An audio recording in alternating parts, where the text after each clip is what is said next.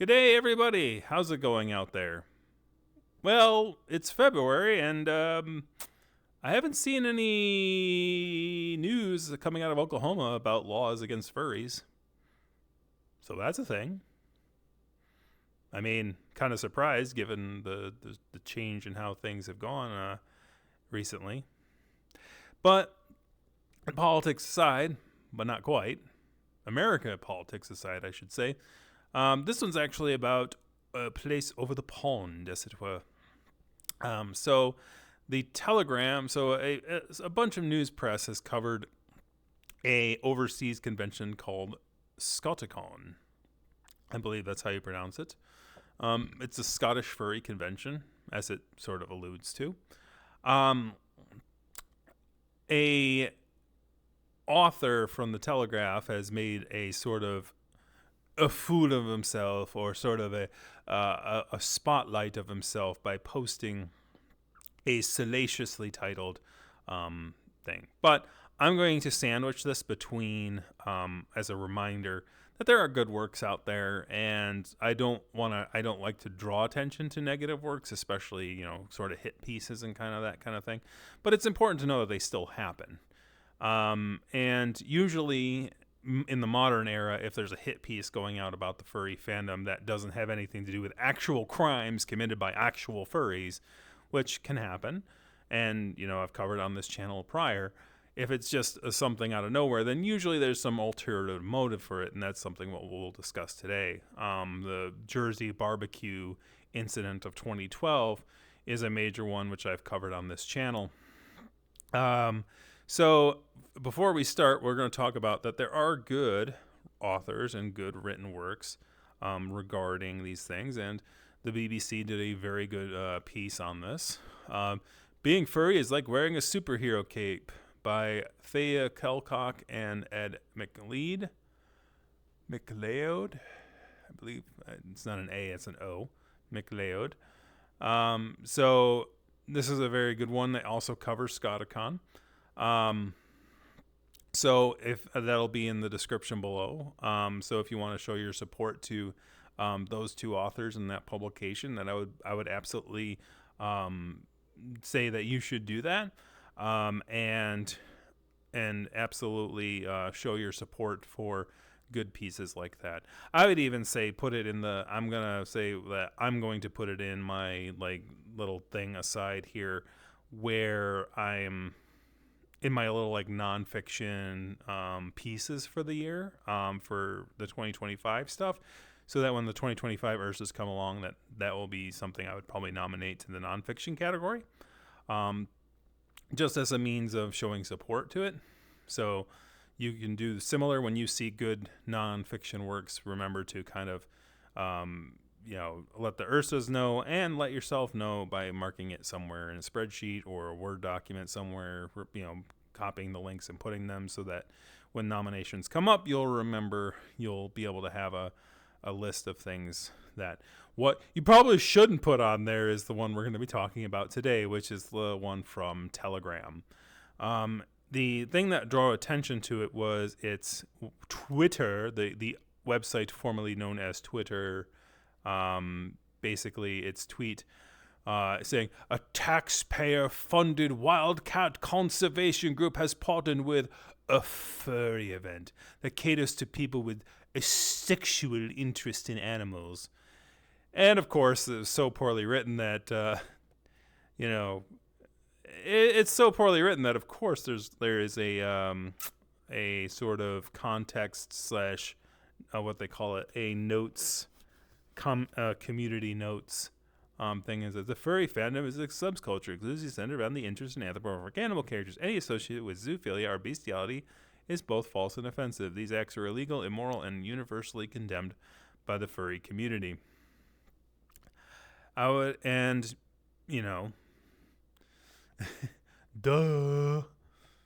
I mean, it's like that's a duh, right? Obviously, stereotypes are going to persist and things like that. Obviously, there are furries with more adult interested in characters, but they're interested in the characters, not actually harming actual animals for For the most part, there are exceptions. Every community has individuals that could do harm. And I think that it's always important to emphasize that it is true of any community, any political party, any religion, any nation, any group of people. It's important to note and understand that there are people who do harm and are, looking for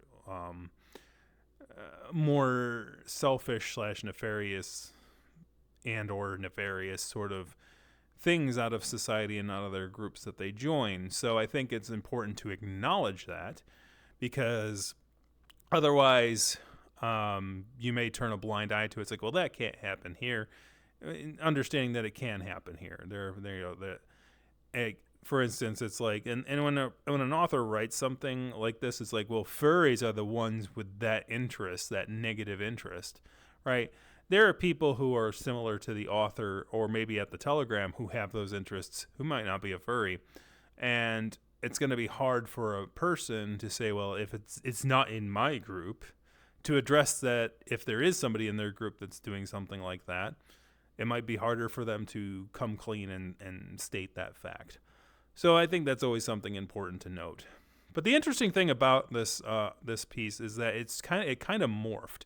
And you could see it because this was posted at 1:40 a.m. on February 6th. The Telegram posted this, and basically this is the headline. So the headline is actually in the alt text that you can kind of see on the picture there. Tax-funded Wildcat partners with furry event celebrating animal fetish. Right, that was the headline before, and they used that picture with the fursuiters. Now, a thing that furry has gotten really good at doing is basically if a hit piece comes out like that, furries are very good about finding out who the people who the picture belongs to and contacting the people who have that picture and having those people take that photo down, or forcing them to basically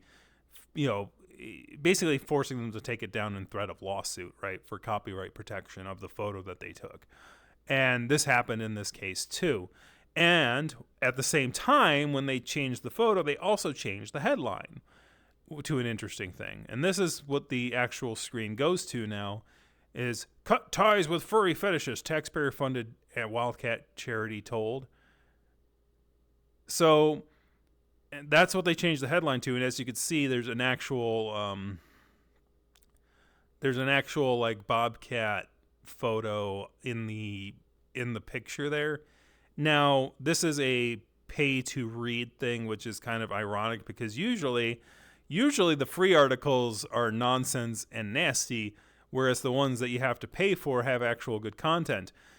But as you could say, sometimes things defy the stereotypes, right? Same thing with news media. Like, the BBC one is for free. You can go and read that one for free. It's got decent information, decent interviews, and, talking about Scotiacon. Whereas this one is a hit piece, and you have to pay to read it. And it's like, why would anyone pay to read that? I mean, there's only so much money in the world, and I'm certainly not giving it to you. Now, of course, there's people who might be very against furries and want to support sensationalist media like that and pay money for that. I guess that's one way to make money. But at the end of the day, like, the fact that this was not the headline to begin with makes me think that this is the sort of the royal we. Like, we're telling the charity to cut ties with those furries. Who's we, right?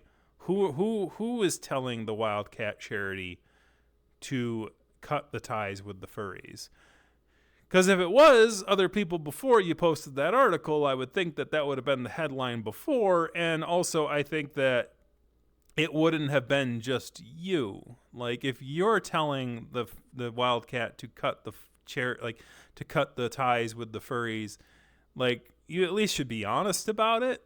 You know what I mean? If you're using your journalist as a bludgeon in order to try to affect change in that way, then you should at least be honest about it. You should at least say, like, do the headline to say, like, the Wildcat charity should cut ties with these furry fetishists, right? Like, then at least you are making a statement about your opinion on something and not trying to make it use weasel words to try to make it seem like there's some big movement trying to tell this wildcat charity, hey, how dare you fundraise at that furry convention over there? Because I think most people, like, and by the way, the interesting thing is that you alluded it to being taxpayer funded earlier, right? So the interesting thing on that angle is that you're basically trying to go like, because taxpayers gave money to this, because tax funds went to this charity, that means taxpayers have like ownership of that charity.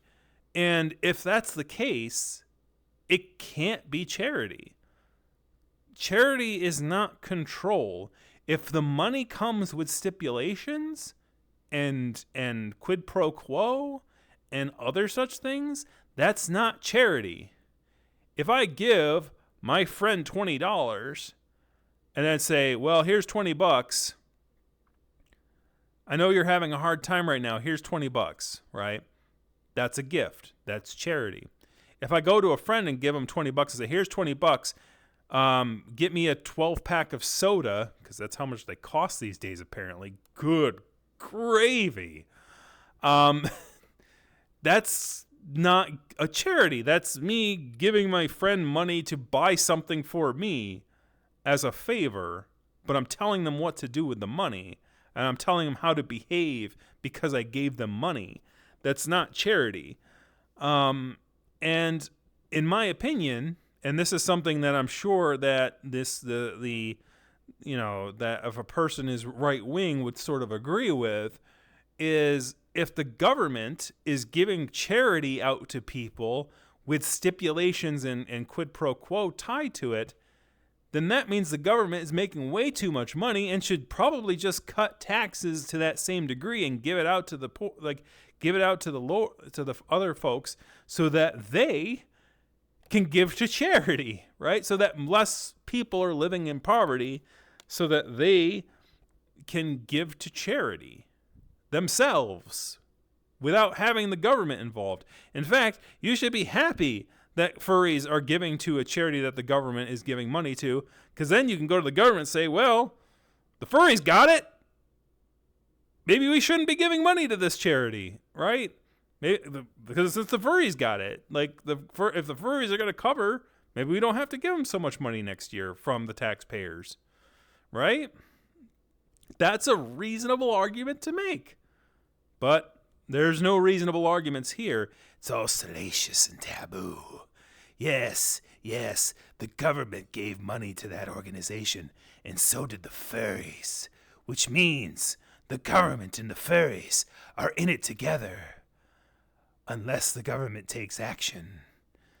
It's like, that's not how this works. Like, let's say that there's a person who like is a grand larceny person. Like, this person's like, let's say there's a gangster, right? And a gangster's like gonna use part of their income and donate it to like the fire department, right? And use it to fund the community fire department as an act of charity, as it were. As an act of charity, we're gonna take some of our money and we're gonna give it back to the community. We're gonna give it to the firefighters, right? They wouldn't give it to the cops. That would just be silly. that would just be dumb. So if a monster like takes money and gives it to the fire department, and a government also gives some of their tax revenue to the fire department, it doesn't necessarily mean that the mob and the government are one entity because they gave money to the same entity. That's not how this works. That's not how any of this works. Like, that's not how it works at all. And anybody with half a brain would understand that doesn't make any sense, right? Okay, furries are giving to an animal conservation group. Whoopity-doo. Well, the government gave money to that conservation group. Whoopity-doo. If the taxpayer wants to tell the charity that, if the taxpayer wants the government to not give money to that charity, the taxpayer has every right to say that. What the taxpayer does not have any right to do is to tell a charity that the government gave money to not interact with another group of people that are not criminals, right? That are literally not criminals, other than your hearsay and your taboos, right? The people don't have any right to say, hey, don't raise money with those people. They have no right to. That's not their business. If they want to withdraw their contributions and tell the government to withdraw their contributions through the government, that's their right, because that is their money. But the furries' money is not their money. That's not how this works. It's our money. We will give it to this charity. We'll give it to that charity. I don't give a dang what some stupid person in the Telegraph says. That's freedom, sir. That's kind of why we did away with you redcoats. Yeah. Because here's the thing. If the purpose of the government giving money to an organization is for the government to manipulate that organization, then the government should not be giving out charity. The government should be lowering taxes so that they're not giving out charities such as this. Now, if it's for something like housing, low-income housing, food stamps, general well-being of the populace, and providing safety nets in case, and like unemployment or things like that, that's a whole different can of worms. But like charities to like conservation efforts and things like that, you could argue that it's like, well, if your government has so much of a threshold that they're giving out money to charities that don't have to do with their constituents directly, or is not something that they would be covering anyway. Like if giving the money to that conservation charity is a lot more efficient than them trying to, create their own conservatory or make their own like parks or whatever, that's a whole other can of worms. And arguments can be made for that. But at the end of the day, you got to know what your lane is.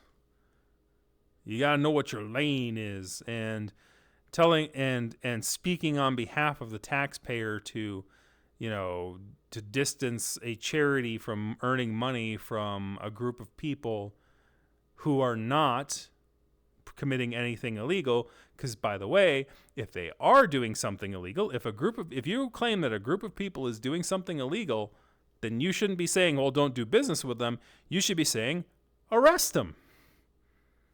Put them in jail. Put them on trial.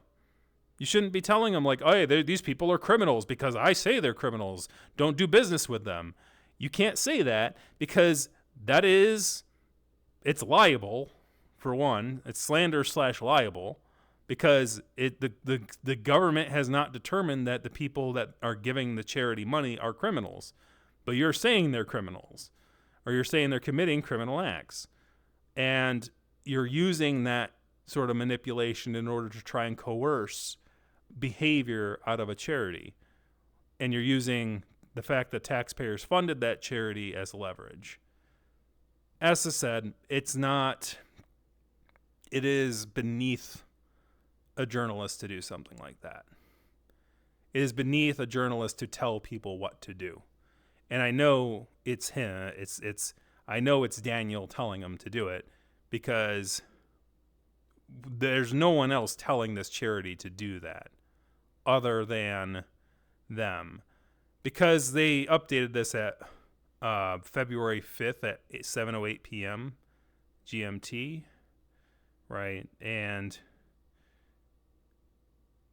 I mean, it's possible. I don't think 1:04 a.m. I think that England is usually ahead of us, I think. So I think that it's extremely immoral for that. If you want to question the government and what they're giving money to, that's one thing. But it's not up to you to tell private citizens who are part of a group or a charity in and of itself on who they should or should not associate with, especially when you have no evidence of criminality. And that's just as simple as that. If you have evidence of criminality, present it to the authorities, and then the authorities will take care of it. But you don't, because there isn't any. Anyways, I can repeat myself several hundred times, but I think that just about does that. So thank you guys very much for watching. Kick that like, kick the subscribe button, kick a comment in the comment section, and we'll see you guys next time. Have a good one.